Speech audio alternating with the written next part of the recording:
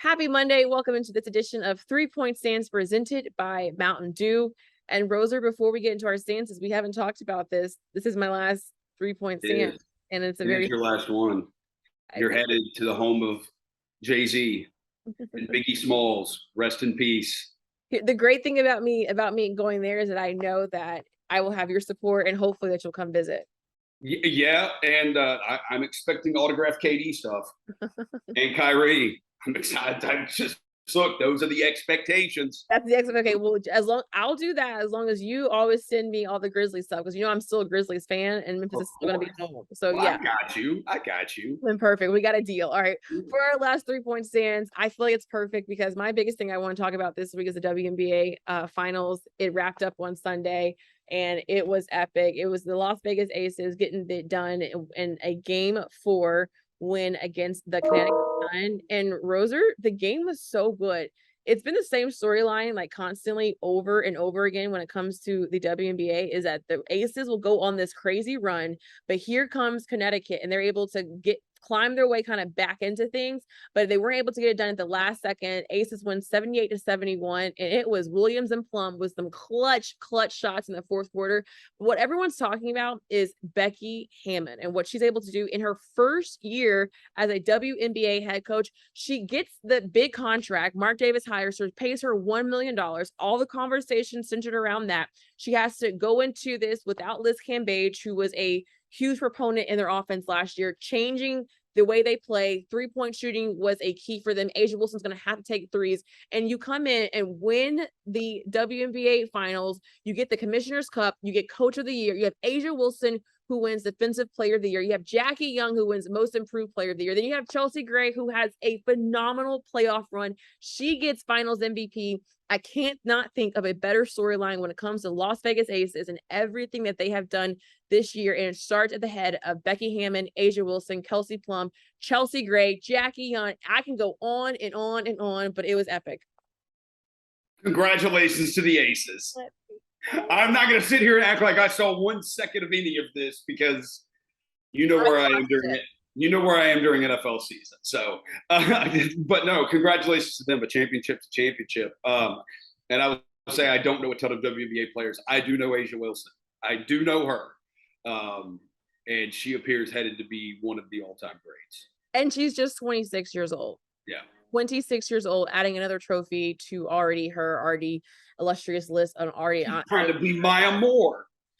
She's on her way. She's definitely on her way. Now let's talk about the NFL because NFL Sunday had a lot of storylines, and I got to talk about the team that you have on your back right now, the 49ers. We're used to seeing that, but most 49ers fans are really sad today.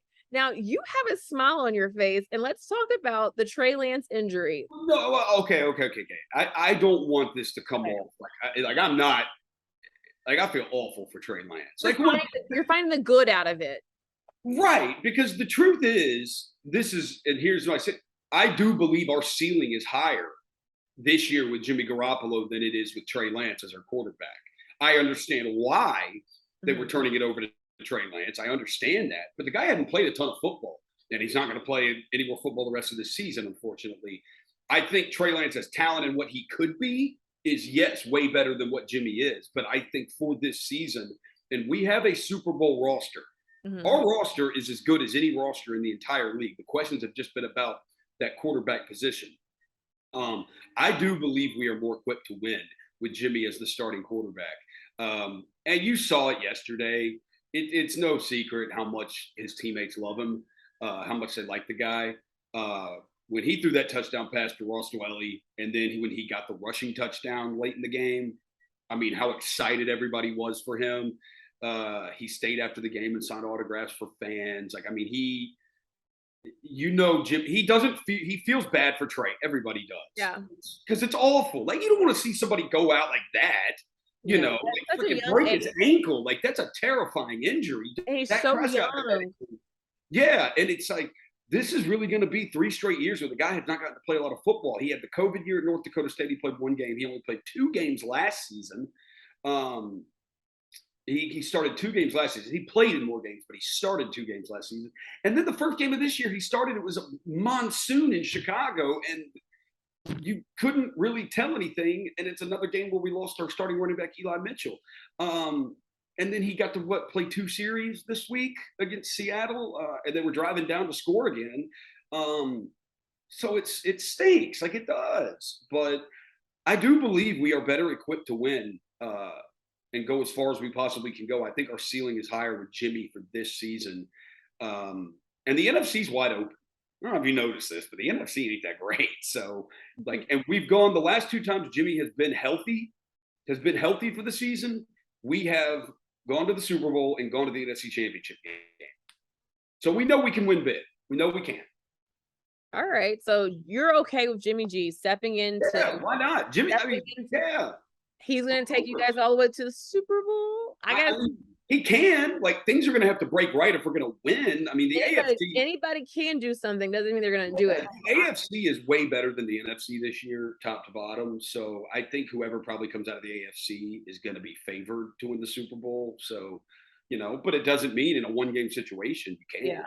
I'm just interested in this storyline just because of everything that was centered around Jimmy G and that quarterback battle. And then also the last couple of weeks, we all thought Jimmy G was going to get picked up somewhere else. And here we are where it's like, thank goodness Jimmy G stayed in San Francisco. And thank goodness that it wasn't the Browns who were interested. Last week it was after we saw Dak go out, is that Jimmy G's name started to kind of get into the conversation of the Cowboys want him.